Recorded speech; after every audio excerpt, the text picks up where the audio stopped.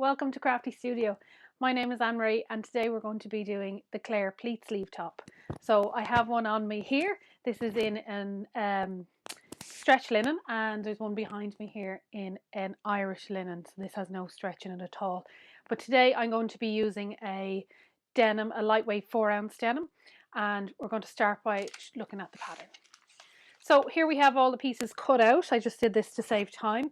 And I'm using a denim fabric. So this is a lightweight denim, mainly because you can see the difference between the back and the front. So it's easier for you to see. But it's a lovely denim and it's lightweight woven fabric. So we will need to interface this. So this is the front piece. And I have the two facings, one cut on the fold and one as separate pieces. Then our sleeve, and don't forget to cut out all your notches, they're very important when it comes to the pleat. And then our front panel with the dart. So I just want to make sure that I have all my notches cut. Do I have all my notches cut? Yes, I have all my notches cut on the shoulder. Perfect. So the first thing I need to do here is to interface. Now, if you are using a heavier weight fabric, you shouldn't need to interface. It's quite lightweight. I actually didn't interface this top that I'm wearing, and you can see it's not sitting as perfectly as it possibly could. But if you look at this one, just to show you the difference in the two fabrics, this wasn't interfaced, but sits lovely and flat. So it's just to give a bit of structure to the neck. You don't want anything too heavy, just a lightweight interfacing. So the one I'm going to use is this. It's Vilene F220 and it's the black one. We have this in the shop and this is what I'm going to use to interface. So we only need to interface our facings. It gets a bit confusing with those words, but your facings are the panels that are on the inside of the top. So these are in here, and that's the reason for that is so that you get a nice clean neckline. So that's your facings. So I'm just going to take the pins out of these because we need those pattern pieces, and you can see this one is on the fold.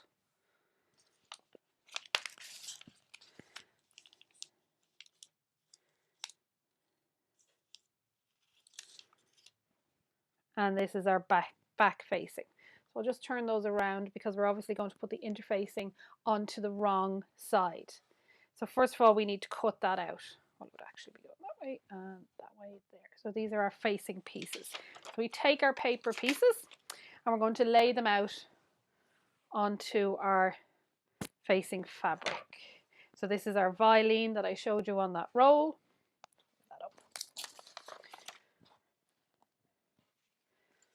Now one is cut on the fold.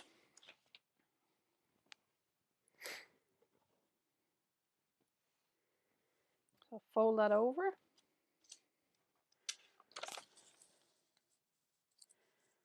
Pin it down and cut it out.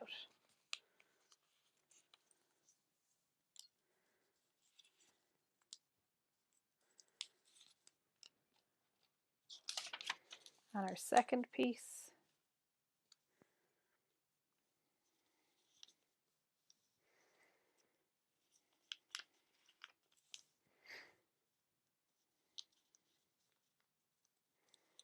And I'm going to cut those out.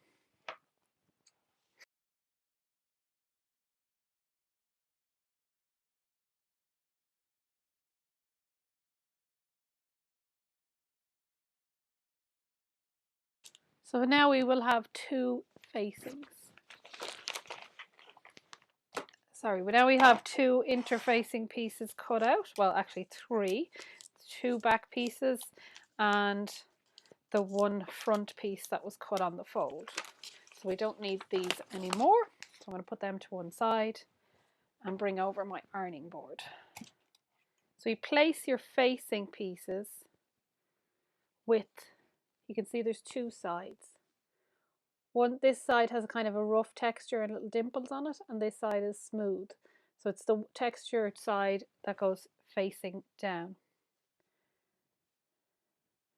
And pop that on top. If you find that it's slightly bigger, do cut it down a little bit because it doesn't need to go all the way to the edge. So what I'm going to do is I'm going to use a number 2 on my iron, so that's medium heat, and I'm just going to lightly press it first just to make sure it's stuck, and then give it a little steam.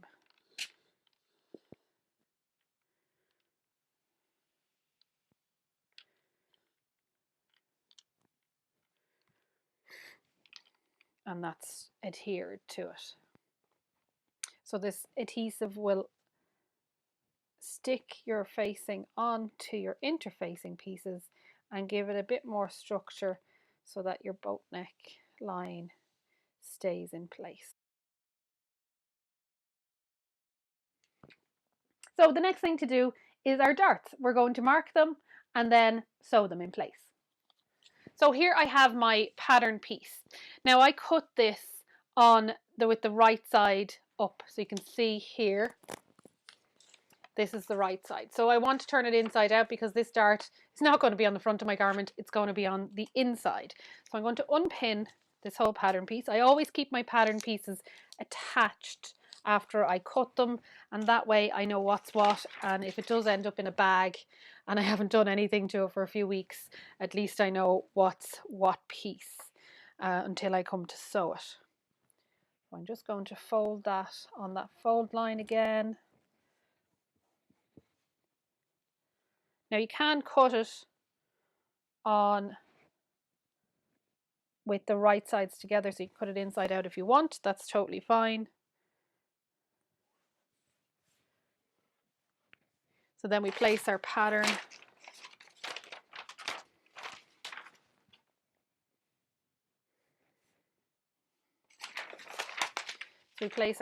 on top. Be careful to line that up. So we're lining that up with the armhole and the neck, and I'm just going to pin it in place just so it doesn't move on me. And you can see here that I've actually cut a piece out, and this is how I do darts. So I cut along one line. So I cut along this line here, placed a ruler on the other line, and then fold it over. And this gives you a stencil so that you can actually draw on your dart. So I'm going to get a bit of chalk. Whatever marking tool you use, make sure that it will wash out. So I'm just going to use traditional chalk here.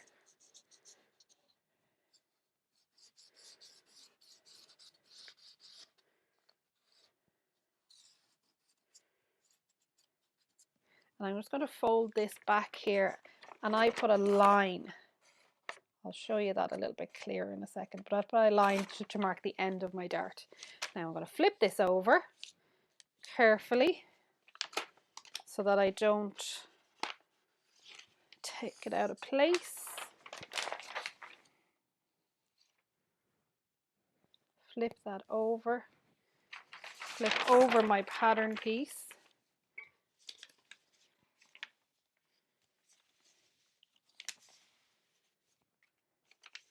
Line that up again. Make sure it's all lined up. That looks good. I'm going to pin it in place so it stays in the right spot.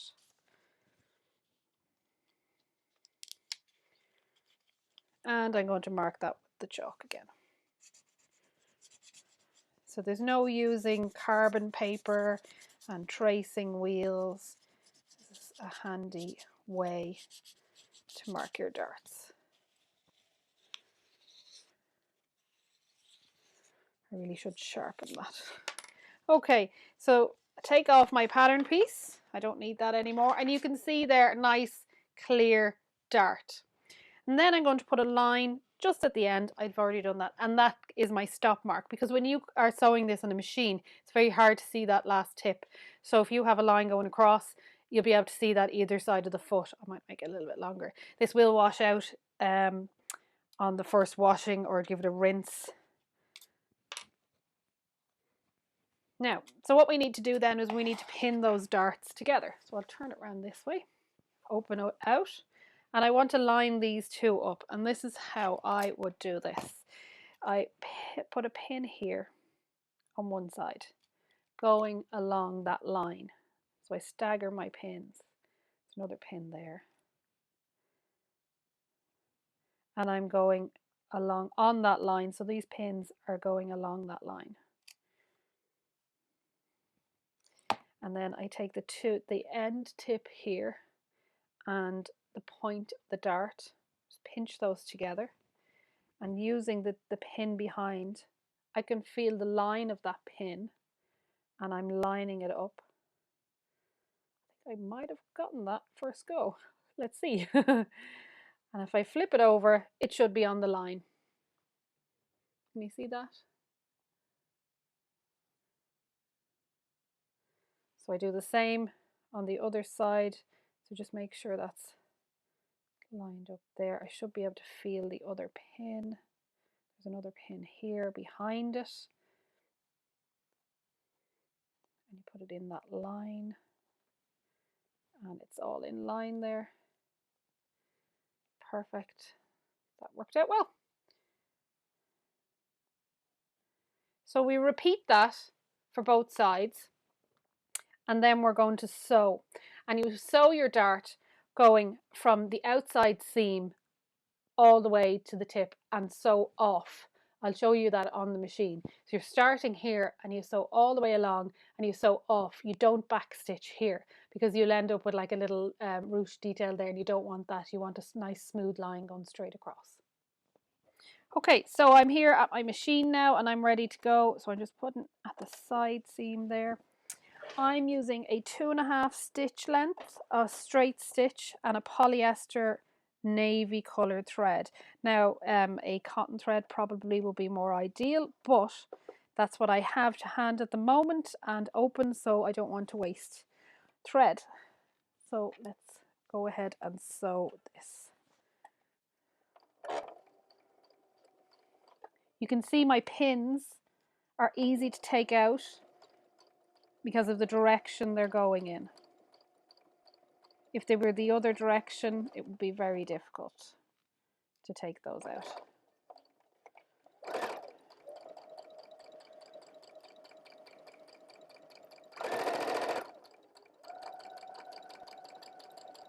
And I'm heading towards this line that I made all the way off, and I keep sewing a couple of stitches past, lift up that foot, and I'm going to cut that. So I'm leaving a tail there. So I'm going to do the other one in the same way. So now we have our darts sewn in place. Starting to feel like a top. So what we're going to do the next thing is to press those darts. I'll just get my iron. So what I like to do first is to iron the dart flat and set that seam. And then I iron the dart down.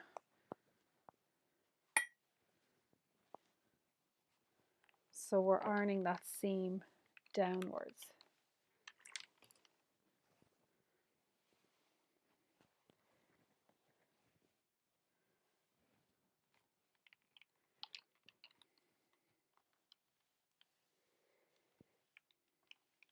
You get a nice flat seam there, and it will be in line. Your dart will be in line then with your edge. So we do that on both sides. Just make sure that's nice and flat. And we do both darts. And then once you have that done, the next step is to tie a knot in the tip of that dart. So what you do is, so that's the thread that's here, and that just prevents it from unraveling. We didn't do a back stitch, so we need to make sure this doesn't unravel. So you just tie a knot, and I'm going to use a pin to try and get that knot as close to that end of the row of stitching as possible. And we just leave that there. You can snip it off if you want closer, but it's fine to leave it like that. Okay, so we do the same to the other side and then move on to our next step. So the next step in making your Claire top is to overlock or finish your seams. So there's a few ways to finish your seams. You could use a pinking shears, which is what I did for years before I had an overlocker, and all my garments are fine with it now. With linen though, I would say it frays quite a lot and you may need to do a zigzag if you don't have an overlocker, or there could be an overlocker stitch. Trick to doing a zigzag is do it slightly in from the edge and then trim it off. It is a bit of extra work, but it's worth it for the finish. So I'm going to overlock any of the seams that are going to be part on the open and exposed in the final garment. So that's the side seams, the hem, not your arm side, because we do that after we put in the sleeve, the shoulder, and on the facing it will be this part on the shoulder and then the curve of the shoulder. So I'm going to do that now and then we'll go on to the next step. Once you have all your edges that are going to be exposed at the end of the garment, once they are all overlocked, the next step is to start assembling your garment. Now I'll just show you the ones, go through them again, the ones that I did overlock. So you can see here, if I turn it over, you might be able to see them a little bit better because I use black thread. I did overlock the shoulder. Now, some part of the shoulder will be exposed, so I've overlocked some of it. The facing won't cover all of it. So we have this side seam. I've overlocked the hem, the back seam. Same on the other back piece here. And then our front piece with the darts, the same points I've overlocked the side seam, the shoulder and the hem. And then my facing pieces with that have been interfaced, they are all overlocked along that curve. And I've also done here, just to keep it nice and tidy, on the shoulder, even though there'll only be a small amount of that possibly showing. So what we're going to do, the next step, is we have to attach our facing so it's all one piece. So we attach the facing here like this. So the back piece is at the shoulder. There are notches there, but this is such a small seam, you possibly won't need those notches to help you. So I'm going to just pin those in place. The neckline is the most important part there because you want that lined up. And we're going to sew along there with 5/8 of an inch seam allowance.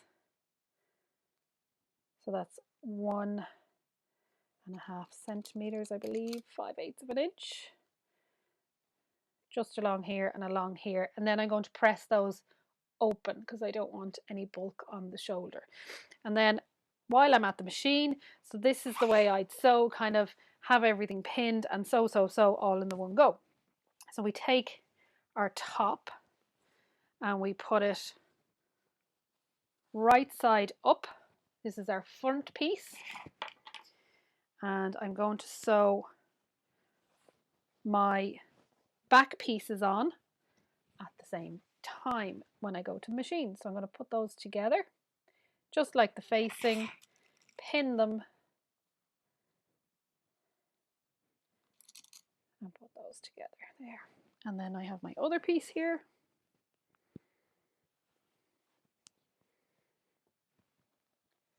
At the shoulder, you can see the armholes, they are there, and then the back seam here, and then the armhole there, so you know they're right, and they're right sides together. So that's right sides, and the wrong side is facing out. I'm lining those up. If your cutting isn't 100% accurate, just make sure that that neck part is well matched. The armhole, that can go into the seam if you did make a mistake there. So we're sewing here and here with 5/8 of an inch seam allowance.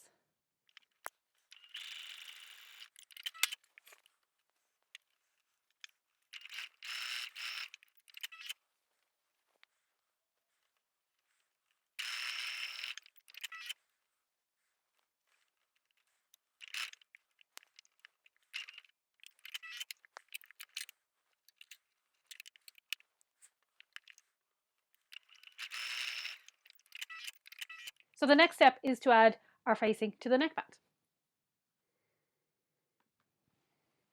So we have our top and we place it down right side up like this. So we have our neck opening here and the back. So I'm going to lay it flat like that, and I have pressed those seams open. Now you could press them to one side and nest your seams if you wanted to, because that can sometimes when you leave them open like that, it can actually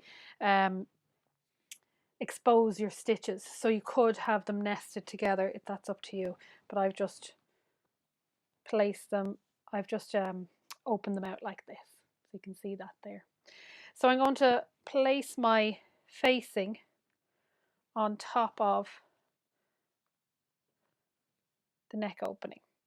So we take our pins, paying particular attention to these seams here, so get them right on top of each other.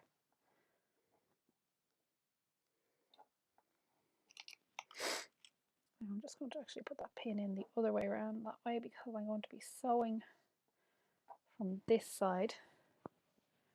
Make it easier to take those out later on.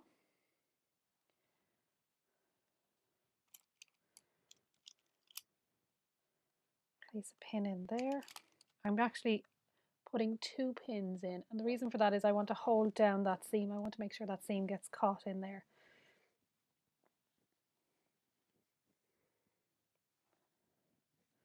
We line those up and pin them in place.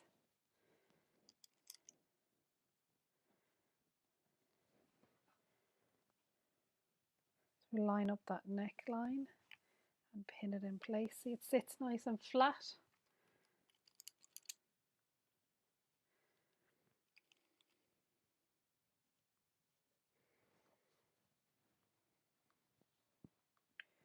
Line that up and pin the back in place.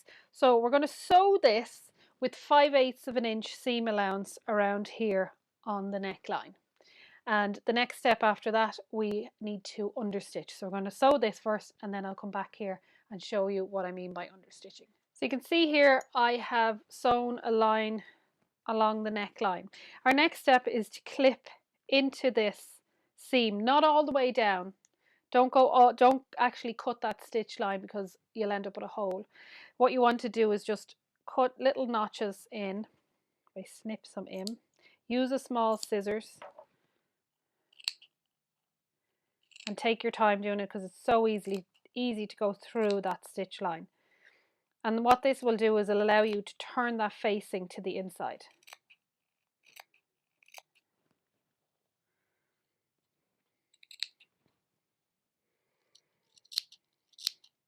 And I'm going to grade these seams, so you just cut into that seam and just take a little bit out of it. So I'm clipping into that seam just so that it reduces the bulk there. Flip over the other side. My seam got caught there a little bit, but it's okay. And we go all the way around and do the same to the other seam.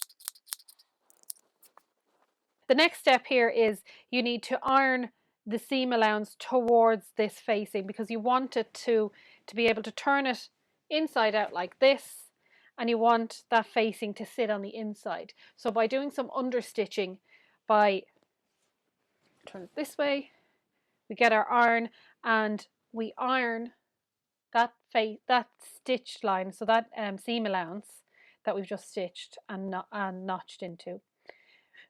And we're going to sew a small line the other side onto the facing, so it keeps that seam allowance on your facing and prevents it from flipping out. So it prevents it from showing when you're wearing it. So I'm going to press the seam allowance towards the facing, and you'll see as you go around, this is quite tricky to do. Just take your time doing it, and you'll see those clip notches. They will actually start to splay open, and that it's meant to do that. And the reason for that is so that it sits flat. You remember, you're putting something flat on a curve now. They'll be quite on where the curve is a bit more pronounced, you'll see it a bit more. So you just press that.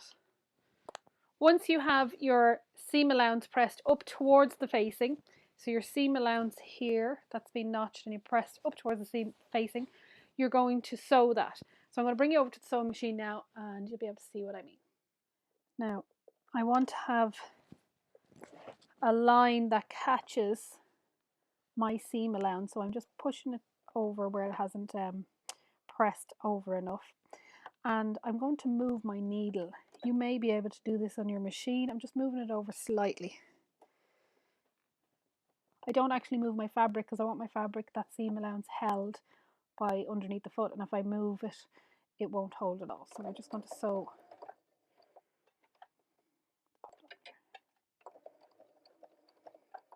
So I want to go, I'm sewing now onto the facing, not onto my garment, and I'm sewing down this seam allowance.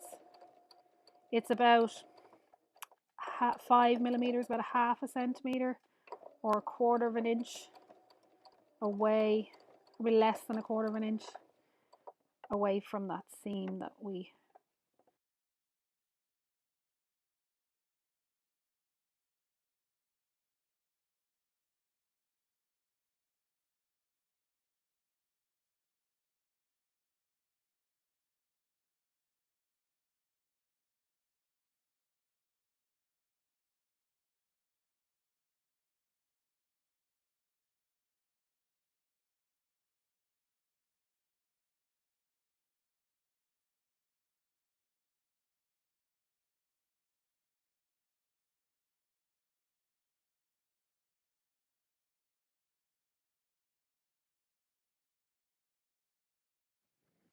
Now you can see here that my seam allowance is neatly sewn to my facing. If I flip it over this way, you can just see that line there, nice and neat.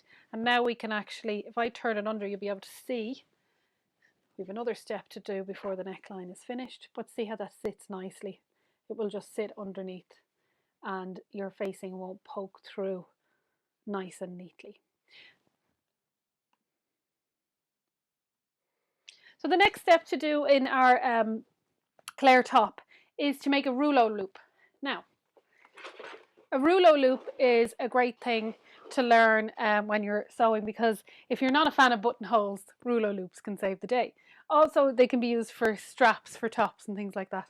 So this is a rouleau loop, the actual loop that's going around this button here. So we're going to make one of these, and then I'm going to show you how to insert it into your Claire top. Now you could go kind of bigger or larger depending on the button size, so I'm going to leave this up to you guys, and depending on what button you want to use. Some people prefer smaller buttons, some people prefer larger buttons. Now, okay, we have to get a piece of our fabric. Make sure you do not cut out your sleeves. It's so easy to just go, oh, I'll use that bit of fabric, but I took off my paper piece when I had to overlock it. And it's so easy just to grab that and make my rouleau loop, and then I have no sleeves. So perhaps maybe do this at the start or leave fabric to one side. I'm going to use a piece of scrap fabric from my leftovers. There are a couple of options to doing this. You could do it with a scissors, so I can show you that method, and I'm going to show you method with a rotary cutter and mat. So you want to have a diagonal strip, and so this is our cross grain, this is on the grain, warp and a weft, so we're going on the bias here. So we're going to have a diagonal line. So I'm going to go 45 degrees across here. And I want it to be about an inch wide, or just under an inch wide. And you could do it like that, or you could get a rotary cutter, or you could get a rotary cutter and mat. It doesn't really matter, whichever one you want to do. So if I was placing this down here, how do I cut on a 45 degree? There is a line on these rulers, 45 degree line. So we would place that along the edge, and we would get our 45 degrees. So you can imagine that's 45 degrees going that way. But what I'm going to do is I'm going to use that cut line that I had from earlier, and I'm going to cut along there. I'll cut another one so I know it's exact. So that's just over 1 inch wide.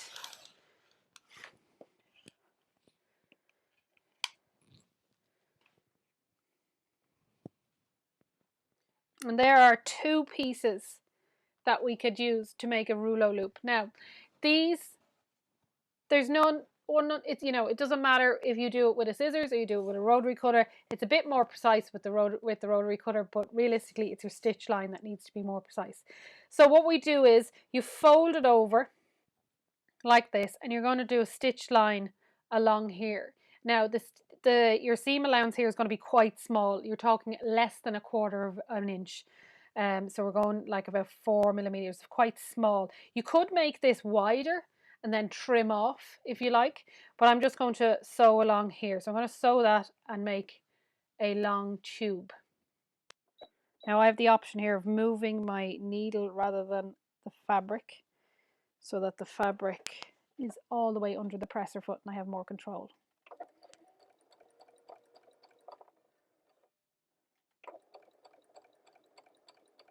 I tend not to pin these, but just line it up as you go. And be quite gentle with this because it is on the bias.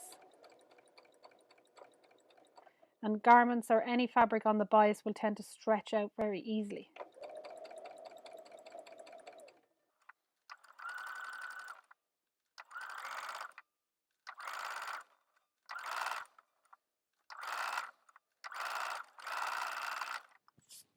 So here we have our 2 pieces. This is the unsewn piece and this is the sewn rouleau loop, and we need to turn this inside out. It can be very fiddly. I use a knitting needle. You can get gadgets to turn them the other way around, but this is what I have to hand. So what you need to do is you turn the top lip part of it in, and then you just push that rouleau loop through. It can be quite tricky to get, and it may take a couple of goes.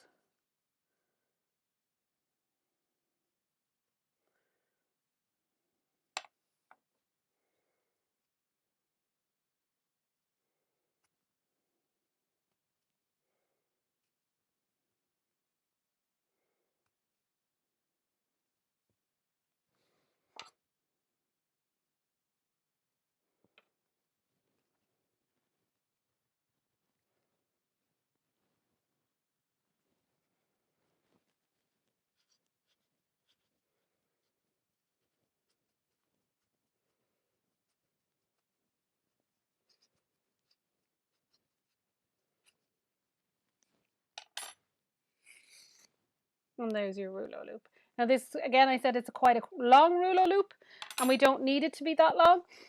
What we need to do is you need to measure it according to your button.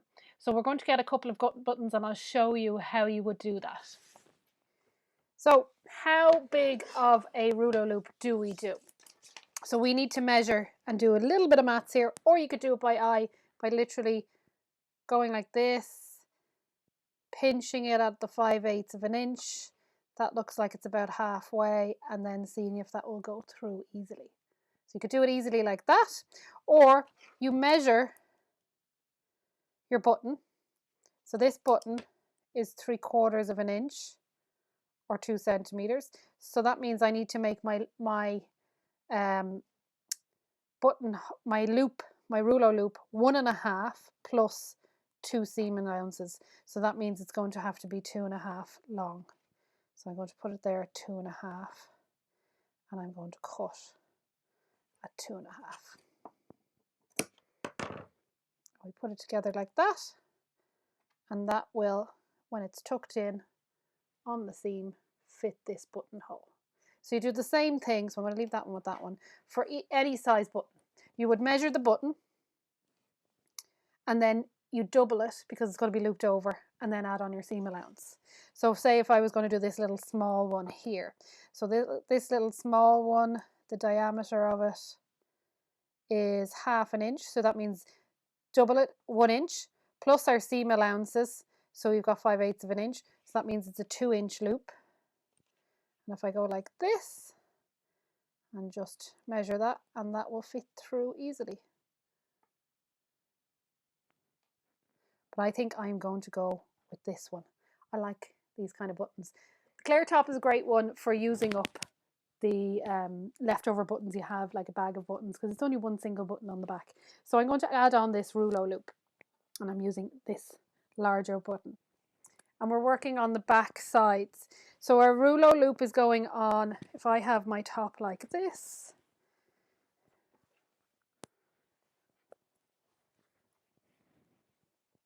my rouleau loop is going on this side. So it's going on the right over to loop my button. So that means I'm going to need to put my rouleau loop in here.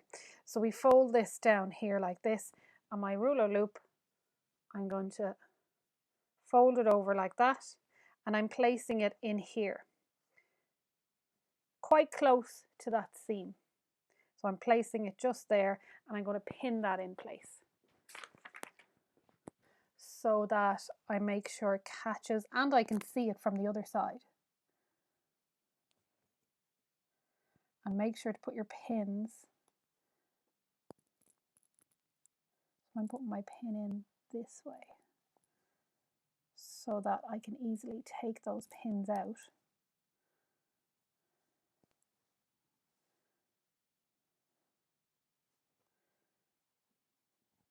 So I can easily just take those pins out when I'm sewing along. So you fold this down here, and I'm going to pin along here, and then I'm going to sew from here down, sewing my facing down. And on the other side, I'm doing the same, folding over, and I'm sewing my facing there. So I'm going to sew that now and show you the next step.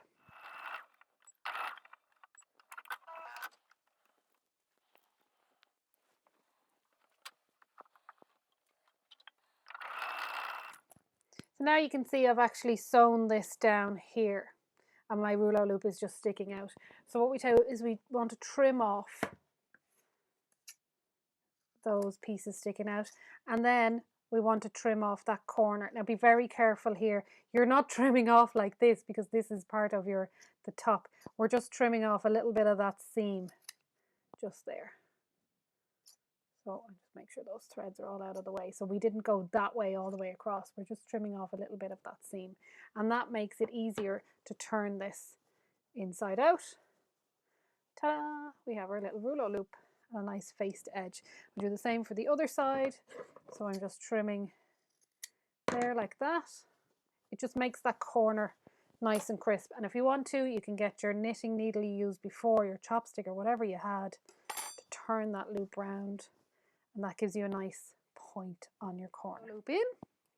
We have the back facing done, and the next step is to sew the garment together, because this is basically what we have so far. This our top's like a bib now. So we need to sew our side seams straight forward, straight down seam allowance, and then we'll do the back, which has a little bit more lining up, and I'll show you how to do that. So once we have done the side seams, it starts to feel like a top, like it's nearly ready. I can actually put it on, and you can test, like, this is over another top, so you can kind of see how it fits you, where the darts sit, and what it's going to be like on you at this stage. So next step is to do the back opening. Now what you have to do is you're going to be sewing from 1 inch below the facing. Okay, so this 1 inch down from the facing, you're going to be joining it up. You're going to leave that bit just open a little bit. So we want to join these two up because you want them to line up properly. So I'm lining up the back piece with the top at the neckline, and I'm just going to pin that in place so it doesn't move. And I take my top here, and I'm going to measure 1 inch down. Here is 1 inch. Put a chalk mark, and that's the point I'm going to stop sewing and do a little back stitch so it doesn't rip. So you want to line those up, raw edges together.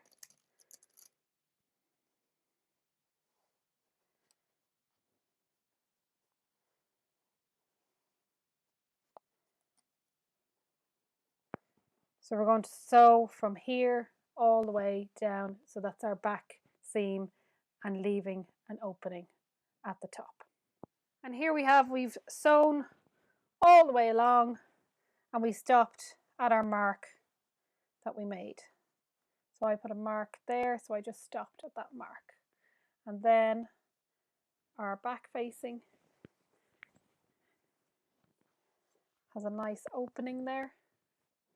If I turn it the right way around, there's the front neckline.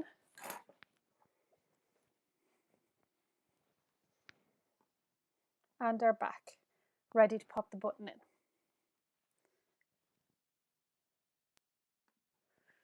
So the last thing to do is our sleeves and our hems. So we've got our top almost done with the facings on the back.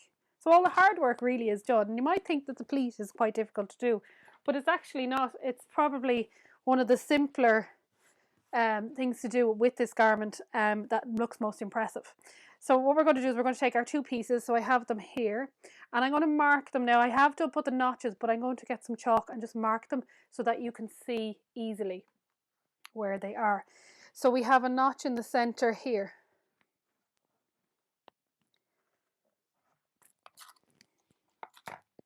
And then we have another notch here, another notch here, notch here, and another one there.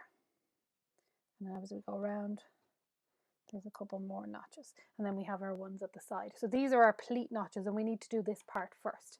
I'm actually going to turn this towards myself just to make it easier for me to do it.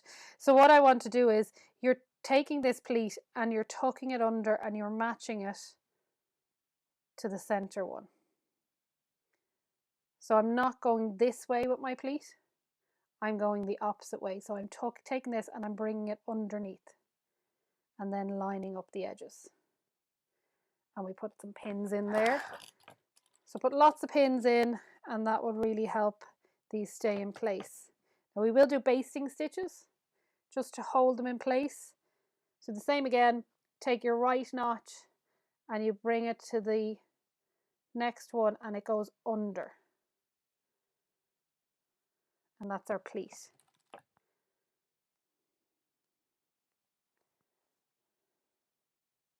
So we take the left notch here and we're bringing it to match. So we're bringing it this way. So the two of them are going to match together, and then we fold that pleat back towards the sleeve like that.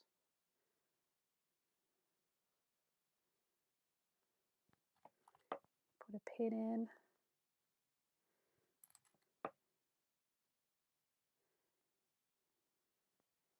You see that sleeve now? So it went underneath this way. We do the same again for this pleat.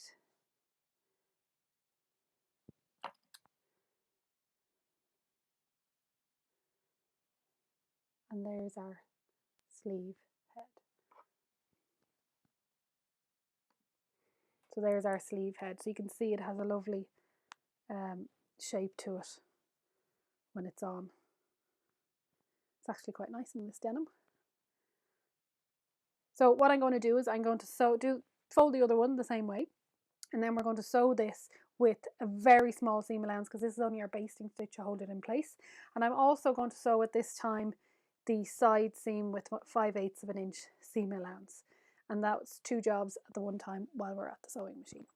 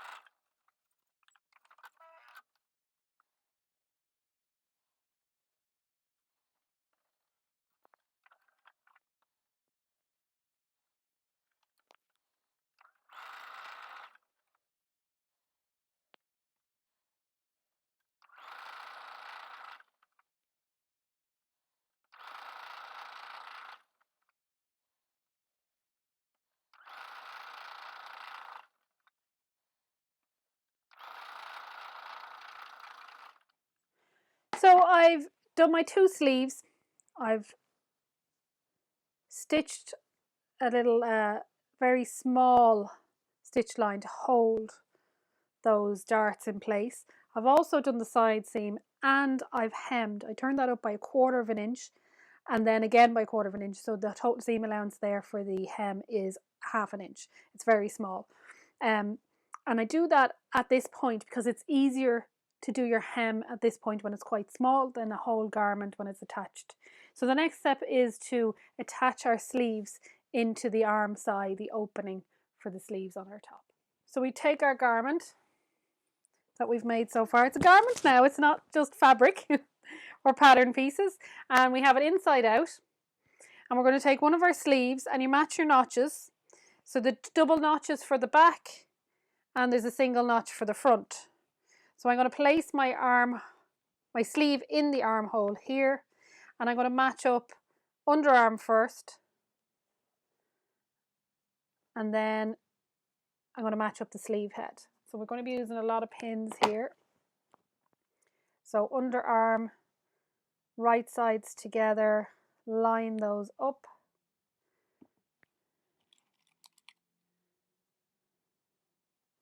I'm putting 2 pins in because I've got 2 seams there that need holding in place. So you want to make sure here at this point at the top of the sleeve head, so on the shoulder, that this center point of your pleat matches with that seam allowance. You want to make sure those are lined up, otherwise your pleats will be more to the front or more to the back.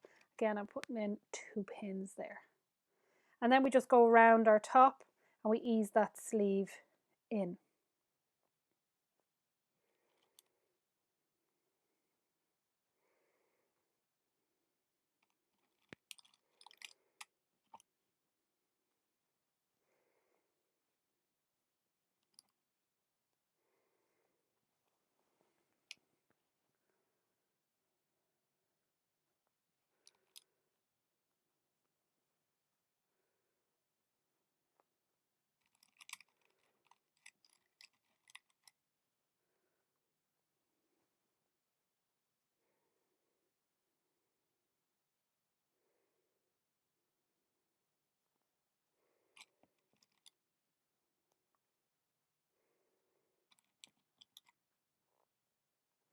So I've got pins all the way around that sleeve opening, and I'm going to pin the other sleeve in, and then we're going to sew this on. Now we're using a shorter seam allowance, and the reason for that is you don't want to take too much of that pleat. So we're only going to use a 1/2 an inch seam allowance for here. I'm going to sew that, and that's our top nearly finished bar the hems. So I'm going to do that now, and then we'll go on to the next step.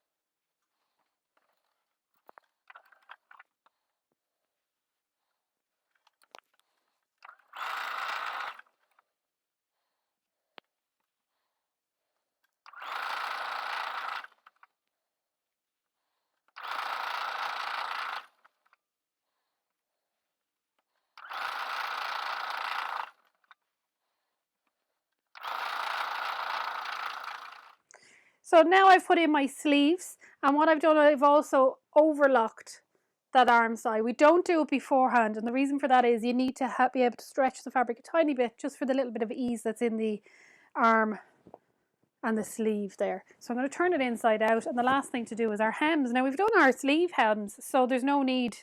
Wasn't that lovely? And the sleeve gorgeous. So there's no need to do anything to those. It's just the bottom hem to be done.